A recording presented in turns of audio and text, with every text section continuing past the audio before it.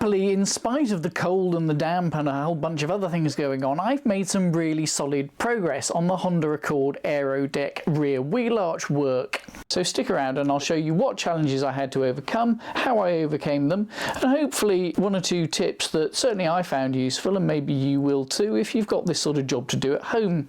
Or if not, you can just watch me doing it and give me comments below on how you think I'm getting on and whether you think I'm mad. Anyway, back to the Honda. I'd already cut out a bit of the wheel arch and found a load of rust and filler underneath. I cut away enough to figure out what was going on with the shape of the metal. There's the inner arch itself, and then around the strut tower there's an upper reinforcing part, and there's also a lower reinforcing plate, and all three are spot welded together around the inner wheel arch. Of course, all of them have rusted, and all of that needs cutting out and replacing. To be able to do that properly, it turns out I'm going to have to cut away a lot more good bodywork than I'd hoped. So the angle grinder's back out to take away a much bigger chunk and make a much bigger aperture so I can see, well, not just see what I'm doing, but also get in there with a welder and a grinder and all of that stuff. And some paint and rust protection ultimately, because I don't want to have to do this job again in 18 months' time. Then I can start to slice through the layers one skin at a time. What I don't want to do is just carve straight through all of them at once, because then I'll have to build up 3 layers all in the same place and all the welds will just be on top of each other and it'll be a nightmare. Easier said than done when the pieces are all shaped and curved and spot welded together. So we've cut through, not terribly neatly, but we've cut through, and there's a couple of spot welds. I think that's one, that's probably another. They're not obvious, they need finding and drilling out, and then I can take this skin off and hopefully leave a bit of the good metal in the behind it, and then an edge I can weld up. I'm fascinated by the art of filmmaking, and it's really important to get your composition right for every shot. Or you could just do what I've done here and stick the camera in a wheel arch, then follow it up with sticking your head in and a drill, and it make it impossible to see what's going on or tell which way up the camera even is. Not my finest moment, but take it from me, this is what it looks like when you're drilling out spot welds. And it does show one of the challenges I've got, which is a wheel arch isn't the easiest place to work. Now ideally I'd have the car on a tilter and have the back axle off so that I wasn't fighting my way around a drum brake all the time, but we don't live in a perfect world, and this was never supposed to be a full-on restoration. This was supposed to be a 1 weekend or 2 weekend tidy up job, but hey, that's old cars for you. So between the combination of some high precision spot weld drill bits and some very low precision guesswork of where the spot welds actually are, combined with a bit of using a screwdriver as a chisel and a bit more grinding, we do eventually get the sheets of metal separated away from each other and the rusty bits cut out in some form of shape. Yeah, I've made one hole where I've ripped out the spot weld, but otherwise we've got this near side skin cut back, and we're back to goodish metal most of the way along there on the middle skin, the inner arch. But otherwise I can cut that back, and then I'm not welding lines of weld on top of each other.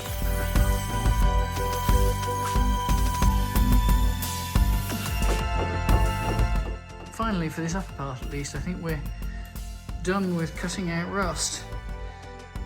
Gone back to clean metal all the way along that edge. And I've got the 3 parts of the triple skin separate so that I can weld in new metal to each of them in turn and keep the original construction. This is all grand, but there's one problem. I now have a great expanse of open space where there used to be a lot of car, and I've got to figure out what shape to bend the metal back into to get it back to where it ought to be, so that I end up with a Honda wheel arch that looks like a Honda wheel arch instead of just a voided space and some random bits of steel poking out. I have a cunning plan for this. If you remember a few episodes back when I first got the shrinker stretcher and started experimenting with metal fabrication, application, I made myself a curved wheel arch lip, and here it is. If I attach some bits of welding rods to this, then I can make a kind of framework and weld it to the inside of the wheel arch and hold it in place in the right place. And I can tell what the right place is by lining it up and clamping it to the outer wheel arch repair panel, which is clamped in turn to the remaining bit of solid steel that I cut out of the bodywork just now. Clamp all that in place, and then I'll know roughly where it needs to be. I hope that makes sense. It makes sense to me. And here you can see me doing it, and then it'll make even more sense, I hope.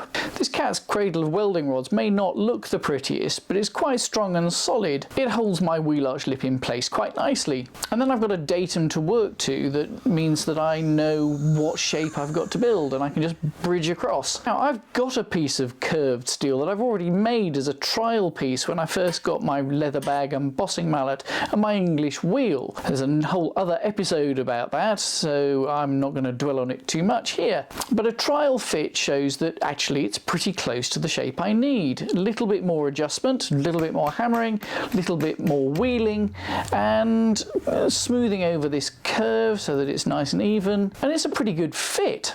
So I can clamp this in place, make some marks with the pen to make sure I know where to put it back again afterwards, and then I can draw around the edge of the curve and cut it to shape so that it fits the wheel arch, and clamp it in place, and there we are. That's a piece of fresh new metal in place covering the gap where the wheel arch used to be. I'm really pleased with this. I'm actually feeling quite emotional. Seeing fresh shiny metal here where there was just space and rust and filler, and going from I don't know what the hell's going on here to oh, it's full of rust, to seeing it like this is yeah, I'm really pleased with it. It's incredibly satisfying when you can do jobs like this yourself. This is my first time doing bodywork, and you just have to be methodical about it, I guess. So there's still a long way to go yet. This is just the first piece of metal, although it is, I think, a key one, and it's not in yet, it's just clamped in place. I've got some cutting and welding and grinding to do before it's even ready to have some paint put on it. So there's plenty more to do, but this has really turned a corner now that I've got to the stage where I'm letting fresh metal in and no longer cutting things away and scratching my head and wondering how on earth I'm going to go about it. It's not a quick job, but it's immensely satisfying. I'm pretty smug about these graphics too.